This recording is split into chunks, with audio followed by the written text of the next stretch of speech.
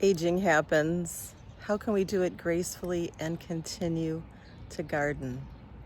Join me.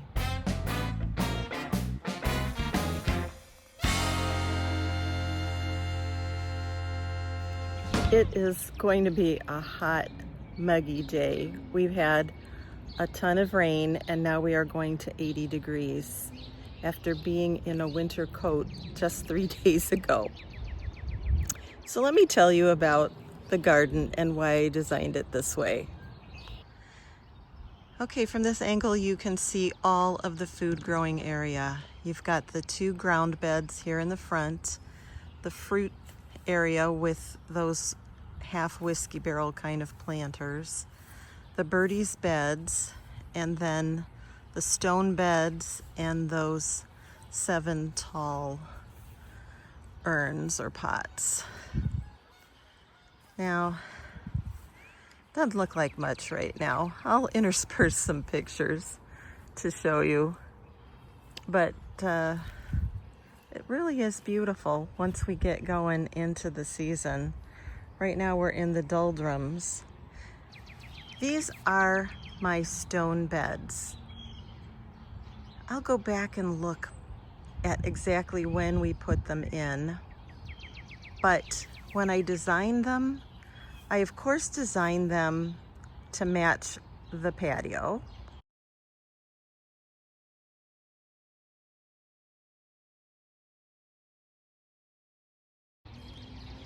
And the patio doesn't look like very much right now in the spring. We still got things covered. I've got my zipper greenhouses up and my cans of soil there that I'm working with.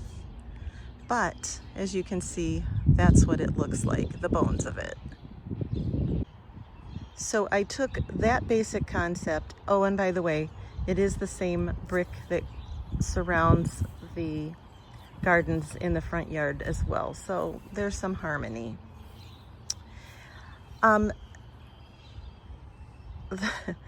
Funny story, because when I designed these, the stone guy said, "Robin, that is going to be a lot of cuts. My guys are going to be here for a week." I said, "That's okay. This is what I want. I want it to be, you know, something beautiful as well as functional." So, true to his word, he had a team here and they did take a whole week to make all the cuts, to make it curvy and interesting. But I designed it with this seating wall all the way around because I wanted to be able to sit, lean in and garden.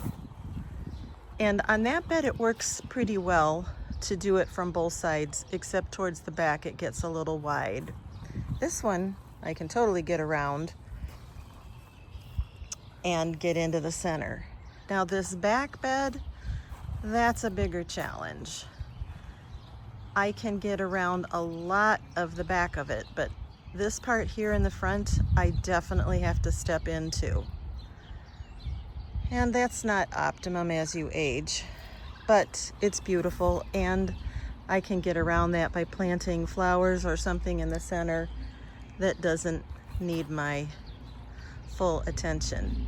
You can see we're getting ready to put the drop over greenhouses up because this warm weather isn't gonna last. But yeah, and interestingly, for the first few years anyway, I never had a problem with animals because I thought I had put it up high enough that the bunnies could not get in. Well, I was proved wrong. Actually, my first year on YouTube, and I had bunnies that could hop in, and ever since they've been a menace. So we do have to put the chicken wire around the edge, which, you know, well, especially in the spring, it looks a bit janky. This will be all the way around eventually, but I have to because the bunnies will eat otherwise. And spinach and peas are among their buffet favorites.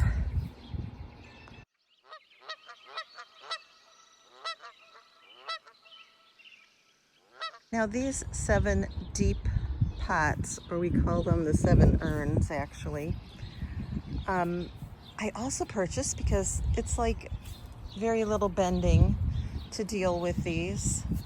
I've got chives and thyme permanently in here. And this year I have decided I am going to use these for things that I want to seed save, just because it will make it easier for me. Every decision I'm making is because I fractured my shoulder on Christmas Day, and it has been a long heal process, and I still don't have the strength that I normally had. So it's perfect timing to talk about this whole concept of, making your garden more enabled to age with, or for people that have certain disabilities. This design would be great. Now, I had cinder block beds over here for years and years and years. And last year we put these 29-inch tall Birdies Beds in. I added the gravel, just like over in the stone bed area.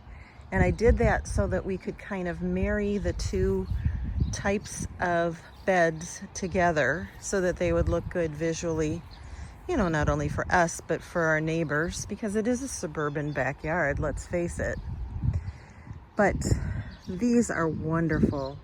There is like no bending to speak of with these. I had that trellis at the back of the cinder block beds, so we just left it, and it's great for anything that needs to climb. Mostly at the time it's beans.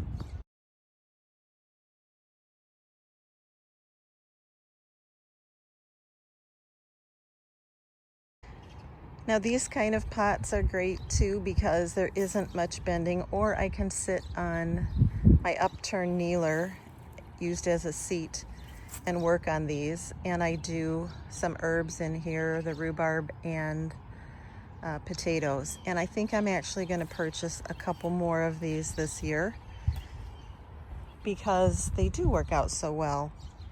That's a berry cage, and again, it's up, so it's not getting all the way down to the ground. That helps as you age. Now my DIY grow towers from the dollar store go on the ends of this bed, but I've also got some roses, a small cherry, and some gooseberries up here, which the bunnies have been relentlessly nibbling down all winter. There were some starts of the blackberries as well, which I was kind of leaving them to nursery to do something with this year. Bunnies really got to them, but the roots are okay.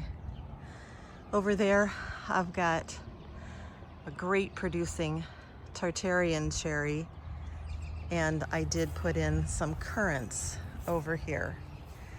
Now, this isn't the smartest thing to do for aging, but it's what I could do at the moment. And I also kind of wanted to be able to show different ways to do gardening on my channel. There's my blackberry arbor. Boy, if you want one fruit, I would suggest blackberries because that is the best producer. So, well, let me stand all the way back. From this angle, you can see all the different edible beds from a distance. There's another tool, the kneeler. Helps you get back up with those two arms. And here's our latest purchase, the Birdies bed that's going to hold some raspberries on the side of the house. There, I've turned that kneeler the other way, and it makes a seat, which will be perfect height to work around this bed once it gets installed. Hey, I've wanted to talk about this for a while, and I'm glad you've stuck around to listen. You might want to check out this video next. Remember, Sometimes the only thing we harvest is knowledge, and that's okay. Bye for now. We'll see you on the next one.